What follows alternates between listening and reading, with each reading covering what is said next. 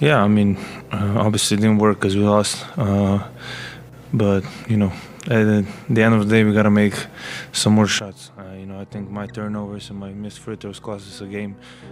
So I gotta do way better in those two categories. But at the end of the day, we gotta make shots to win the game. Again, Tatum to the rim, shot blocked. Derek Jones with the rejection. Here's Irving. Washington drives, blocked by White. Oh, what a block from Derek White. All out hustle. This would have cut it to 3. That's a potential game save. Salve, salve, senhoras e senhores, sejam bem-vindos a mais um vídeo deste humilde canal. Estamos voltando aqui para cobrir o jogo 2 das finais da NBA de 2024, fazer aquela análisezinha do que está acontecendo. Para quem perdeu o jogo 2 ontem, foi um jogo interessantíssimo, teve momentos controversos, teve de tudo, isso que eu posso garantir para vocês. E aqui nesse vídeo eu vou tentar falar um pouquinho separadamente, comentar um pouquinho sobre um time, depois um pouquinho sobre outro, começando pelo Boston Celtics. Só vou pedir um segundo antes da gente começar. Se você quiser apoiar o canal, é muito simples, basta se inscrever aqui embaixo e ativar o sininho de notificações para você receber vários vídeos como esse, todos em primeira mão. E deixando o like, você dá o suporte para que chegue a mais pessoas. E se você curtir muito o trabalho e quiser me apoiar, como essa rapaziada que vai estar aqui, você pode considerar ser membro do canal no botãozinho que tem aqui embaixo. Além de apoiar o canal financeiramente, você também tem alguns benefícios, como um grupo no Telegram pra gente trocar uma ideia. Agora, sem mais enrolação, bora começar o vídeo. A análise que a gente fez do jogo 1 do Boston Celtics é literalmente aquilo: quando o Boston Celtics tá matando arremessos para 3, quando o time tá espaçando a quadra e todo mundo tá acertando arremessos, fica muito difícil do time adversário conseguir parar isso. Por quê? Espaça muito a quadra, gera um garrafão fraco. Se tirar alguém que tá marcando o arremesso do perímetro, vai causar uma dobra que vai deixar alguém livre pra arremessar. E se estiver caindo arremesso, não tem muito o que o time fazer. No jogo passado, eles fizeram, se eu não me engano, cerca de 48 pontos de arremessos para 3 pontos, só que nesse jogo em específico não foi a mesma situação. O time do Celtics converteu apenas 25% dos arremessos para 3 pontos, foram 10 de 39 arremessos convertidos, e mesmo assim, eles ainda conseguiram ganhar a partida. Por quê, mano? O time do Celtics tem um baita conjunto de role players. Esse time foi montado de uma forma que Derek White, Jrue Holiday e Kristaps Porzingis são os jogadores complementares de dois jogadores que são superestrelas. Estão colocados no calibre de superestrelas, que é o Jason Tatum e Jaylen Brown. E desde que começou a série, o nosso mano Jaylen Brown está, sendo uma peça muito importante na defesa. Terminou essa partida com 21 pontos, 7 assistências, 4 rebotes e 3 roubos de bola, um aproveitamento de 53% dos arremessos de quadra, e aquilo que eu falei pra vocês, apenas um convertido de 5 tentativas para 3 pontos, mas mesmo assim, esse papel de duas vias dele, de ser tão produtivo no ataque quanto na defesa, é um diferencial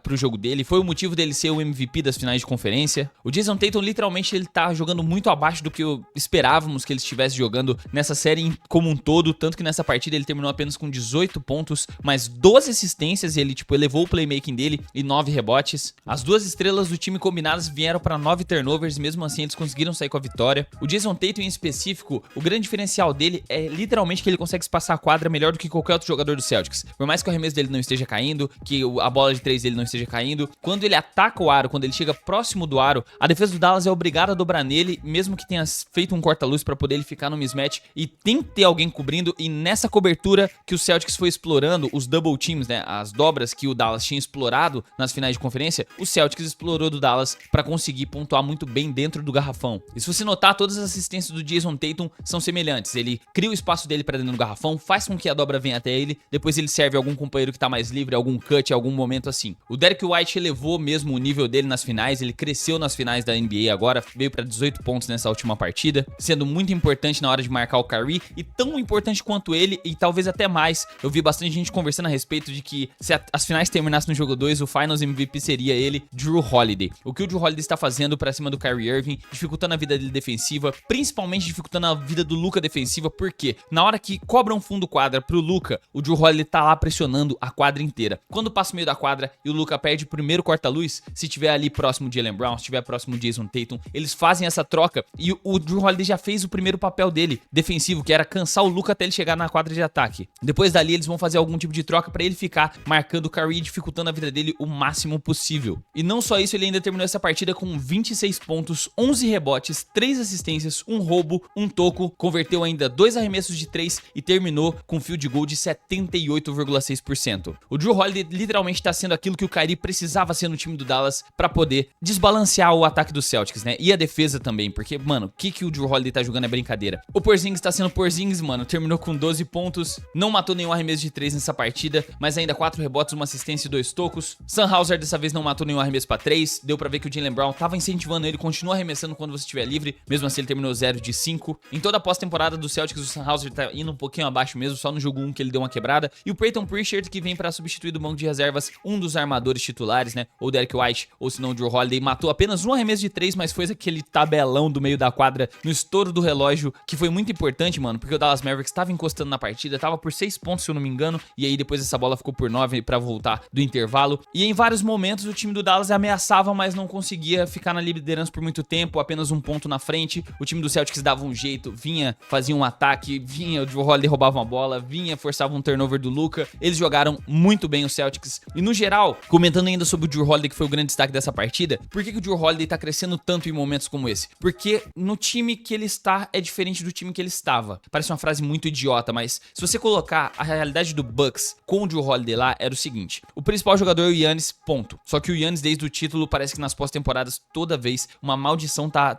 em cima daquele menino e ele toda vez tá com algum tipo de lesão. O que força com que os outros jogadores tenham que dar um passo pra frente. É o Chris Middleton, era o Drew Holiday, que são os dois principais jogadores depois do Giannis, e ele sendo a segunda opção ou a terceira opção do time, faz com que ele fique mal na partida. Ele, tipo, obriga que ele seja muito melhor ofensivamente do que defensivamente, sendo que ele é muito melhor defensivamente do que ofensivamente. Assim, na minha concepção, porque pra mim ele é um dos melhores defensores de perímetro que eu vi, cara, desde esses últimos anos que eu comecei a cobrir NBA, eu sempre enalteço a defesa dele. Desde as séries que o Milwaukee perdeu, ele sempre joga muito bem defensivamente. Tirando aquela contra o Jimmy Butler, que o Jimmy Butler amassou ele, mas só que é meio que não tinha o que ele fazer. Jimmy Butler tava, porra, outro nível. E aí, quando ele chegou até o Boston Celtics, cara, ele foi genialmente colocado pra quarta opção, quinta opção do time. Ele não precisa fazer ponto, ele não precisa pontuar mais de 10 pontos pra esse time ganhar. Mas quando o time precisa, e ele tá num daqueles dias, que foi o caso de ontem, ele vem pra mais de 20 pontos e o time ganha do mesmo jeito. Com o mesmo trabalho que ele já vinha fazendo defensivo de ser a principal opção de defender o Kyrie, de defender o Luka primeiramente. Ele fazendo esse primeiro papel e ainda assim dropando 20 pontos do outro lado da quadra. E ele sendo essa quarta opção, porque se você colocar em ranking de escala das forças ofensivas do Celtics, primeiro vai ter ali Jaylen Brown, Jason Tatum, depois você pode pensar num Kristaps Porzingis, dependendo da partida, um Al Horford, e aí depois vem o Drew Holiday, tá ligado? Então ele não necessariamente necessita ser uma opção que o time depende dele pra ganhar, porque tem outras peças, e ele vem como um diferencial. E aí temos a mágica do verdadeiro Finals MVP, que é o Brad Stevens. O que esse cara fez, mano, trazendo o Kristaps Porzingis, trazendo o Drew Holiday, foi pouco apreciado na época, foi pouco valorizado na época, tá ligado? Viram muito o outro lado da moeda, pô, vai perder uma força defensiva dentro do garrafão com o Robert Williams terceiro indo embora, mas olha o que o Kristaps Porzingis defende de garrafão, pô, toco todo jogo que ele tá em quadra. Vai perder uma liderança, um cara que tinha espírito do Boston Celtics, que é o Marcus Smart, mas trouxe um dos melhores defensores de perímetro pra ficar no lugar e ainda não depende ofensivamente dele, e ele entrega uma defesa muito forte, tanto quanto o Marcus Smart. Ele consegue armar melhor do que o Marcus Smart, e ele ainda não precisa armar porque tem partidas em que o Jason Tatum, por exemplo, vem pra 12 assistências como foi ontem, mano. Então, cara, genialidade o que foi montado esse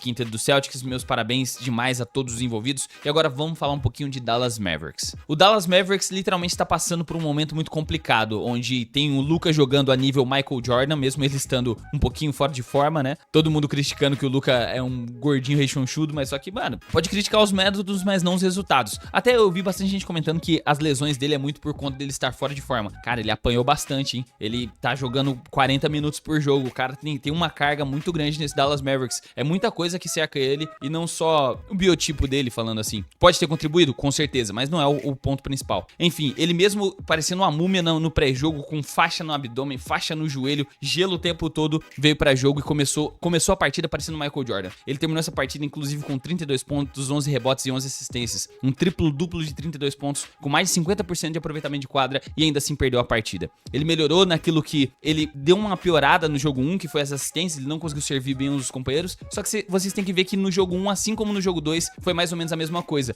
Os teammates do Luka não estão ajudando ele, principalmente aquele cara que ele mais precisa, que é o Kyrie Irving. O Kyrie Irving tá errando bola sozinho, o Kyrie Irving tá errando aquilo que ele costuma acertar. Muita gente criticando o estilo do Kyrie Irving jogar. Ah, mas a maioria dos arremessos do Kyrie Irving foram arremessos difíceis, foi arremesso no step back, foi arremessos que é mais difícil de matar se ele fizesse um arremesso livre. Cara, se não tá caindo o Kyrie Irving, você tem que entender que você ter o Kyrie Irving no seu time, você espera que ele mate esse tipo de arremesso, você espera que ele faça esse tipo de acrobacia, e mesmo assim ele consiga pontuar. Esse é o diferencial de ter um cara do talento que o Kyrie Irving tem. Então, se ele não está pontuando, obviamente que complicou complicou demais porque o time depende dele. E fora depender desses dois, do Luka e do Kyrie, se o Kyrie não estiver pontuando, o time perde um braço. Se o resto do time não tá pontuando, o time perde uma perna. E aí fica só dependendo do Luka. Porque a quantidade de arremessos que o time do Dallas Mavericks errou é brincadeira, mano. Ficaram 6 de 26 nos arremessos de 3 pontos. Então qual que é a grande mágica do Dallas Mavericks passar por tantas equipes difíceis pra chegar na final da NBA? Eles tinham aquele arremessinho do corner, como eu já havia citado nos últimos 2 vídeos, Derrick Jones matando uma bola, PJ Washington matando uma bola, esses caras espaçando a quadra pra poder facilitar com que o Luka e o Kyrie consigam jogar bem. Porque você já gera um espaçamento na quadra, você gera uma preocupação. Agora, a partir do momento que o PJ Washington mata uma bola de 5 tentativas e o Derrick Jones Jr. fica 0 de 3 tentativas, que espaçamento que esse time vai gerar? Eu lembro de uma cena que tava literalmente uma troca de marcação e era o Kristaps Porzingis que tinha que cobrir o arremesso pra 3 do Derrick Jones Jr. Ele ficou parado na meia distância esperando ele arremessar, deu todo o tempo do mundo, todo o espaço do mundo e o Derrick Jones Jr. ainda errou. A partir do momento que o Dallas perdeu a bola da zona morta, porque tá sendo muito bem marcada, tirou o Derrick Jones Jr. e o PJ Washington dos lugares onde eles mais gostam de arremessar, forçou eles a arremessar da parte de cima ali dos 3 pontos, que é da onde eles não estão matando nessa série, nem no jogo 1, nem no jogo 2, já tirou um recurso e congestionou o garrafão. Congestionando o garrafão, tirou a segunda arma do Dallas Mavericks, que era o quê? A ponte aérea no jogo em dupla pro Daniel Gafford e pro Dereck Lively. Então o Celtics fez um trabalho defensivo, cara, que trabalho genial do Joe Mazzulla em tirar as 2 principais armas dos caras. Tem dedo do Pep Guardiola aí, hein? Tirou o arremesso de 3 do corner, congestiona o garrafão pra não ter ponte aérea e força a defesa em dobra, independente do que aconteça no Kyrie e no Luka. Cara, anestesiaram o ataque dos caras. Era essa a minha grande dúvida. Eles vão conseguir parar o ataque desses dois? E conseguiram até o momento. Então, se os roleplayers do Dallas Mavericks não derem um passo pra frente, não começarem a matar a bola pra 3, não começarem a espaçar mais a quadra, não vai ter a presença de ponte aérea, não vai ter a presença de jogo em dupla do Kyrie com os pivôs, do Luka com os pivôs, e antes disso, o Kyrie precisa ajudar o Luka. Então, tipo, a partir do momento que o resto do time começa a pontuar, principalmente gerando uma ameaça nos arremessos, dentro do garrafão vai espaçar. E é aí que o Luka e o Kyrie jogam melhor, e é aí que vai facilitar um pouco a vida dos dois. Agora um breve comentário sobre aquele lance polêmico da falta no final no PJ Washington. Eu sim acho que foi falta. O PJ Washington perdeu o equilíbrio no primeiro momento, na qual o Jaylen Brown empurrou ele pra frente, e deu pra ver que ele até não subiu o suficiente nem pra duncar, e foi aí que o Derrick White veio e deu o bloco. O bloco do Derrick White foi limpo. A falta do Jaylen Brown deveria ser marcada. E assim, a arbitragem em alguns momentos da partida, tanto do jogo 1 quanto do jogo 2, não estou falando que é o motivo da vitória dos Celtics, mas os erros de arbitragem foram um pouco maiores, tendenciosos para os Celtics do que tendenciosos para o Mavs. No jogo 1 eles erraram um pouquinho pros dois lados, mas um pouquinho mais pros Celtics. Agora no jogo 2, esse lance em específico, faltando 1 minuto para acabar o jogo, ia cortar a diferença para 3 pontos, apenas uma posse, com 50 segundos ainda no relógio, foi um grande diferencial para a partida. E assim, esse erro não pode acontecer na final de NBA. Não pode. Mas antes do torcedor do Boston Celtics vir comentar aqui em ódio comigo, eu não estou tirando o mérito do talento do elenco do Celtics. Eles mereceram a vitória. Só que deixa uma certa vírgula com as decisões erradas dessa arbitragem. Assim como tem vírgula em vários outros títulos por conta de alguns erros de arbitragem. Não necessariamente a vitória dos 2 primeiros jogos condena um time, mas só que agora joga uma pressão gigantesca para os 2 jogos dentro de casa, que o Dallas obrigatoriamente vai ter que ganhar, porque se permitir uma vitória do Celtics agora lá no Texas, aí complicou e a série acabou. Mas por hoje é isso. Eu acho que o time do Celtics fez um trabalho incrível entrando na mente do Kyrie, sabendo que eles não vão conseguir surtir muito efeito pra cima do Luka, que ele é um cara que tá jogando num nível muito alto, mesmo estando lesionado. Dá pra ver que ele até modificou a mecânica de arremesso dele pra cair numa perna só porque o outro joelho tá bichado. Ele tá agredindo muito menos o aro do que ele agredia nas outras séries, porque ele deve estar sentindo muito mais o joelho dele. E focando no jogador 2. Mano, desde do aquecimento, os caras estavam pegando o pé do Kyrie, colocando foto lá, tipo, o Kyrie falou que não foi tão alto o som na última partida. Mano, parece que a torcida deu a entender na transmissão pelos microfones que, mano, tava bem mais alto o grito da torcida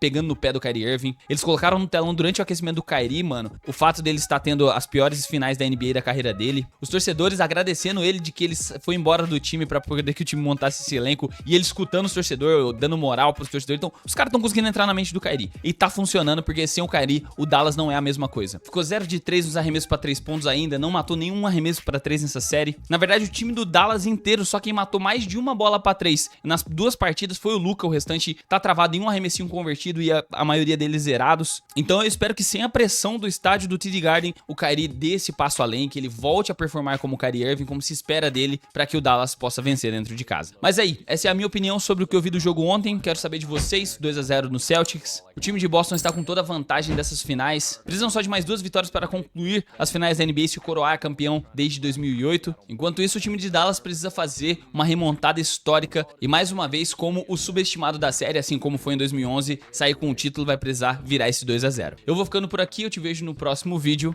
Então, falou!